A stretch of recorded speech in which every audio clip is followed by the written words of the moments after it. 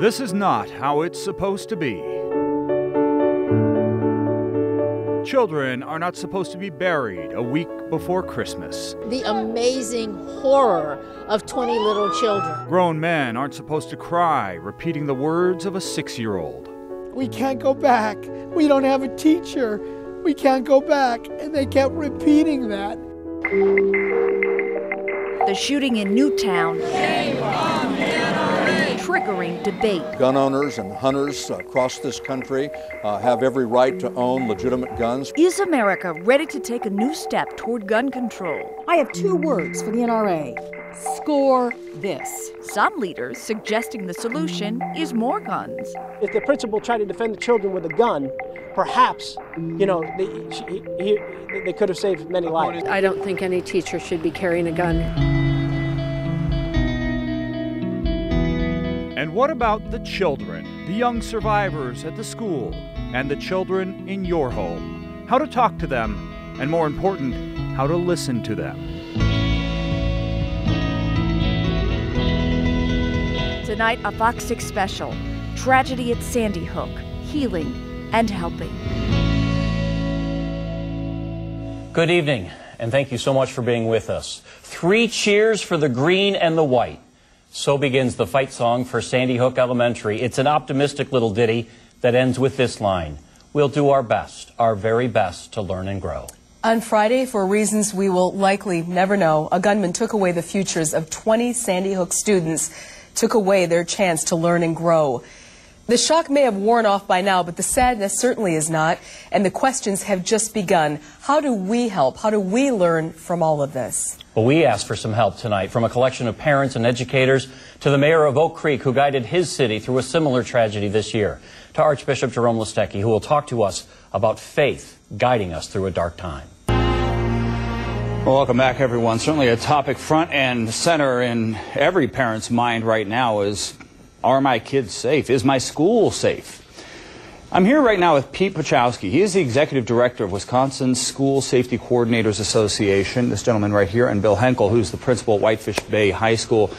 We're going to talk about school safety right now. Thanks for joining us, first of all. I'm going to hit you straight up, Bill. Is Whitefish Bay High School as safe as it could possibly be? My response to that question would be that we're trying to do everything that's recommended by folks such as Tom, who does a great job of counseling schools throughout our state and trying to give us the guidance based on their research so that we are doing everything that could be reasonably expected to keep our kids safe, yes. And there's a new requirement coming this coming year in 2013. Talk about that requirement, and as a school administrator, does this requirement create new problems for you or new opportunities? What are the requirements, first of all? Well, Act 309 was passed, and it takes full effect in 2013. So what that requires is 2 school drills a year in addition to fire drills. The state legislature realized that this is a new world, and we have to get kids and our staffs prepared to respond to something like this. Bullying is being addressed, I think, for the first time seriously in the state of Wisconsin. Mandating certain things happen. And the parochial schools, the private schools, are now required to have a crisis plan. So this will apply to not just public schools, but all schools. That's correct. Where children are. And, you know, we'll get back to that bullying thing, because that's an interesting point. I think it was 73 or 75% of these young school shooters felt bullied, as the best that we can understand. Has a student, let me just ask you, has a student been punished for bullying at Whitefish Bay High School this year? Absolutely. Okay. And it's something you have an eye out for, and there's a zero tolerance policy? Correct. And do you think that would go a long way, first of all? Well, let me ask you this. Do you follow up with the kid who's been bullied and make sure the kid's doing okay and doesn't have, harboring resentments and stuff like that? Because that's the problem here. Absolutely. And that goes back to the Columbine incident, where we really have to do our best to support all of our kids. And if any sort of mistreatment, bullying, harassment is in the mix, we've got to be as responsive to that as we possibly can for all parties concerned. Tell us what that initiative involves and what your campaign will title. It involves getting bulletproof glass in every school entrance and every school exit. It also involves a safety liaison in every MPS school. I would like it to be statewide and someday nationwide. I would also like that safety liaison to have a means of a weapon, whether it be a taser or a gun. Welcome back to Tragedy at Sandy Hook, Healing and Helping. That's where we find ourselves right now, trying to heal, trying to help. And for that, we have a very special guest tonight. We've asked Archbishop Jerome Listecki to join us, and he was kind enough to do so. We're so honored to have you here. Years ago, I went to a funeral for a young mother who passed away, and the priest told the congregation she's there taking care of the babies in heaven. And that comforted me until I left the church and thought, why are there babies in heaven? I'm not going to ask you, why did God allow this to happen? It's a cliche question. It's not a fair question. So would you allow me to ask you this? How does God want us to respond to what happened? Well, I think one of the things that faith does immediately is it confronts what we all are experiencing in the situation, and that's the hopelessness of it. We see what has happened in the loss of the lives of potentially of these individuals who would grow up, who would marry, who would. We can just envision everything that would happen. But notice even with the president's address, he said God has taken them home. And we should never, ever gloss over the grief that is here. And that's going to be grief that will span an entire lifetime for those who have experienced it. But at the same time, what faith does is it begins to take our vision and elevate it.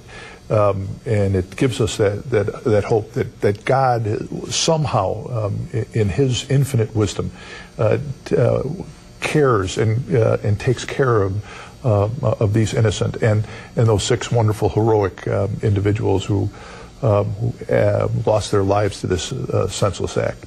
There's another thing that I think we kind of take a look at too. You know, in a society that we experience so much division, political division, the division in terms of goals. We pit one individual against another. Look at what's happened in terms of this action, this event. People have come together. They're empathizing. They're discovering, their commonality, their humanness. For a time being. Well, how do we make that for eternity? That's up to God to make it for eternity. You're not God, I'm not God. So.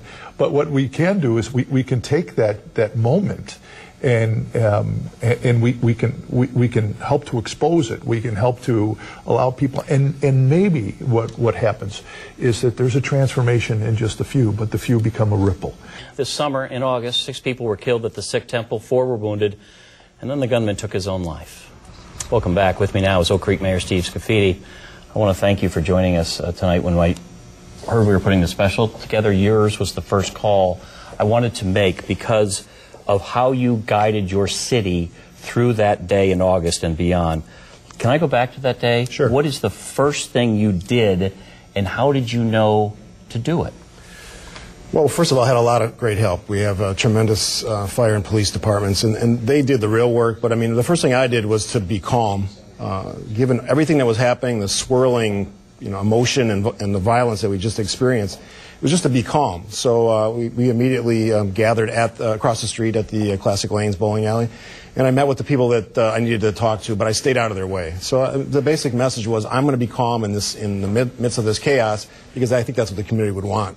At some point in that day, you determined that Oak Creek would not be defined by what happened, but how the citizens reacted. How did you do that? I think the message has to be, there's so many of these happening, and obviously we've had 3 in the last 2 months. The message has to be, how do we stop it? So for me, I don't want to be defined by the act. I want to be defined by the response. So how do I achieve it? I do everything in my power to communicate to, one, the people that are affected directly, the Temple community, but to our residents, and I get them involved. Everybody wants to help. We had 5,000 or 6,000 people show up for a vigil 2 nights later, raw with emotion, lots of crying, but they wanted to be there. Everybody wants to help. They just want the opportunity to do something. So I encourage that. So we meet constantly. We have community forums. There's interfaith gatherings. There's letter writing campaigns. There's people just reaching out to do whatever for that Temple community.